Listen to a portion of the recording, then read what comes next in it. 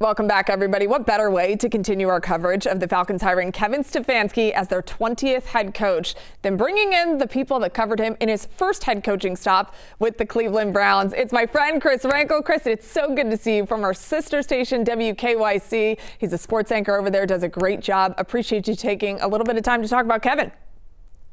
Of course. I'm envious that your guys' coaching search is over. Ours has no end in sight currently. You'll get there eventually. And it is a good feeling that the Falcons wrap this up, but with a guy that you are very familiar with, obviously. What are the Falcons actually getting with Kevin Stefanski as the head coach? I think it's going to be really interesting to see what kind of coach Kevin is now that he's out of the Browns. He had success here. There was obviously some lows the last 2 years, just 8 wins. I don't know that that was all on Kevin. The roster was in a bit of a turnover. And when things were good, things were really good. I mean, you talk about a guy who I don't know if there's a head coach in NFL history that's had to deal with as much turnover at the quarterback position as Kevin Stefanski has had. Yeah. They went to the playoffs when they started 5 different quarterbacks in a season and got Joe Flacco off the couch and somehow made it with 10-plus wins. So he's a really good offensive coach. He's been able to manage a lot of chaos behind the scenes and on the field. So I'm curious to see what Kevin's going to be with some stability and maybe with a roster that's not in constant turnover. But I think it's a really good hire by the Falcons, and really this coaching cycle, probably the second best candidate you could have got. I love hearing that from somebody that's been in the midst of what's happening within the Browns organization. Well documented that there's been a lot of change and turmoil there for quite some years in Cleveland. But there's a lot of Falcons fans that are actually genuinely worried, Chris, because of what you're mentioning, those 8 wins the last couple of years there in Cleveland. Why should that not bear any weight on his next chapter in Atlanta? I think if you look at the quarterback play, and it's always going to come back to quarterback play, Deshaun Watson has not been Deshaun Watson. That's well documented over the last few years since he got traded to the Browns. And then look at the quarterbacks this year. Joe Flacco wasn't really that good at the start of the year. They go to Dylan Gabriel, a rookie they picked in the 3rd round. Dylan had some growing pains. He wasn't really able to get anything done. Then they finally turned it over to Shedeur Sanders, and you find a little bit of success, but really this team wasn't set up to win in the last 2 years.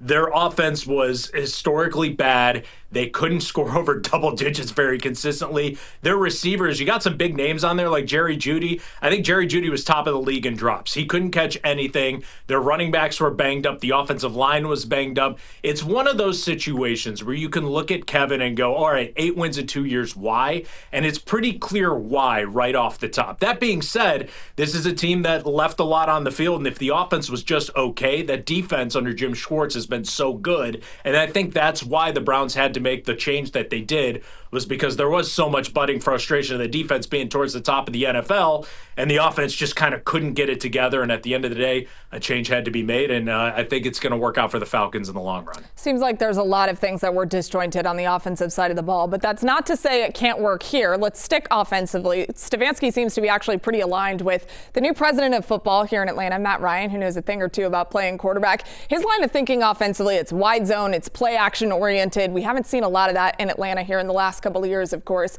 How do you think that that mindset can actually help? Especially, we've talked about it, there's some pieces here in Atlanta where it could actually work. Well, first of all, you look at Kirk Cousins. When Kirk Cousins had a really good year in Minnesota, his offensive coordinator was Kevin Stefanski. That's the perfect kind of quarterback to run his offense. And when you look at when the Browns had success on offense, when they went to the playoffs, they had Nick Chubb at running back and they had Baker Mayfield. Now, Baker, you could argue maybe he didn't fit the scheme in the long run, but what they like to do with the play action, with the tight ends, I think it's tailor-made for the Falcons offense. Just looking at it on paper, you got big weapons that can go down the field, make those contested catches, and then you have Bijan Robinson, who's a really good running back, and when these offenses, when he has all those pieces, Stefanski's offense is very successful. So I think it's, again, perfect fit for what they have, what they want to do. And I would say if you're looking for fantasy football next year, Bijan looks like he's going to get a lot of touches if I know anything about Kevin. Bijan's always going to get touches, but you're right. I think a lot of people were saying Bijan Robinson is going to have just a next level of success with Kevin Stefanski at the helm when it comes to offense. Let's stick with the quarterback piece of it because you mentioned Kirk Cousins. Who knows if he's actually here in Atlanta? He should be according to his contract, but but obviously that can change. And then you have Michael Penix Jr., who was injured last year, comes back this fall, to be determined of his return. So Kevin's walking into some uncertainty there at the quarterback position. How much do you think his success hinges on that actually working out?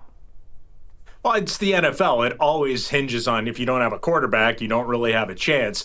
But if there's a guy who knows how to deal with some turmoil and some turnstiles at quarterback, it's Kevin Stefanski. I could give you the list and names of Browns quarterbacks that he's had, and you'd go like, who? I didn't know that guy was in the league. He won a game against the Niners with P.J. Walker as a quarterback. That's nothing against P.J., but yeah, he's not making any Pro Bowls anytime soon. But I think when you look at what kind of quarterback Kevin wants and what he needs somebody like a Kirk Cousins that plays on time, can make the throws, very accurate. And the big thing he emphasizes is not turning the ball over. And I think that's why this year, when some fans and people were getting frustrated on why he didn't go to Shedeur Sanders or go to the rookies quicker, it was because he knew what kind of defense he had, and he knew the offense just had to take care of the football, score a couple points, they'd be fine. You turn it over to the rookies. Shedeur Sanders throws some interceptions. They turn the ball over, and you're not going to be able to keep it up on offense as much as the other team. So take care of the football, play on time. That's the kind of quarterback Kevin likes, and I'm sure they're going to find one that fits his system just well. Obviously, I know everyone is hoping that Michael Penix Jr. is the answer, but again, who knows what he looks like when he returns. And also, Kevin, not unfamiliar to not having a first-round draft pick, so he's got that in the bag for him as well. Let's talk about his offensive coordinator. If he brings him over, Tommy Rees, a guy that's been with him in Cleveland, what will he bring to the table here in Atlanta? Well, Tommy Rees, very highly thought of, as I'm sure you know. He was at Alabama as an offensive coordinator. Nick Saban speaks praises of him. I think Tommy will be a head coach at some level at some point, if not very soon. But at 33 years old, still probably needs a little bit of seasoning. You could tell the offense got better when Kevin turned over play calling to Tommy. And I don't know what he's going to do when he's in Atlanta. Kevin's going to take play calling back, if Tommy's going to take play calling, all that. But the Browns offense got better, and I think Tommy worked really well with Shedeur Sanders. You could see when Shedeur, from start one to the end of the year, there was real progression there. He became a much better quarterback, and I think Tommy did well with the pieces that he had. Now, there weren't a lot of big pieces, like I said. Their running game wasn't there, and then once Quinshon Judkins fractured his leg, it was pretty much non-existent, but they still found a way to win a couple of games down the stretch. So I think Tommy, really bright guy. He knows Kevin. He knows the system well, and I think that Tommy will show that he's a very good offensive mind when he has a few better pieces around it than what the Browns had this year. If anybody knows, it's the pieces on offense for the Falcons that is the most frustrating part, the way that they're not clicking on all cylinders, that is for sure. Okay, we've been talking about this for about 15 minutes now. Just why do Falcons fans need to just stop worrying, take a deep breath, and understand that Kevin Stefanski was the right choice as the head coach? You can look at all the reasons over 6 years why the Browns had to move on, and I don't think it was the wrong move at the end of the day. 6 years, the same voice through all the highs and lows. It was time for a fresh start for everybody involved. I think Kevin's style, the way that down the stretch, his team did not quit. They were eliminated from the playoffs early, and they still fought tooth and nail every single game. They could have rolled over, and he's had to deal with so much, but he's been able to do it, and he's been successful at it. So, like I said at the beginning, I think the Falcons got the second best hire of the coaching cycle. The other one would be John Harbaugh, obviously, and I think it's a really good fit. The more I think about it, the more I'm talking to you, the more I think that, wow, I already thought it was a good fit for Kevin. It might be a really good fit for Kevin. He's a really good person deep down, and I mean, the last game of the year after they beat Cincinnati, we were talking to players in the locker room, and the veterans there were speaking his praises about how it's a favorite coach they've ever had and how they love the man and the coach that he was. So I think Atlanta fans, deep breath.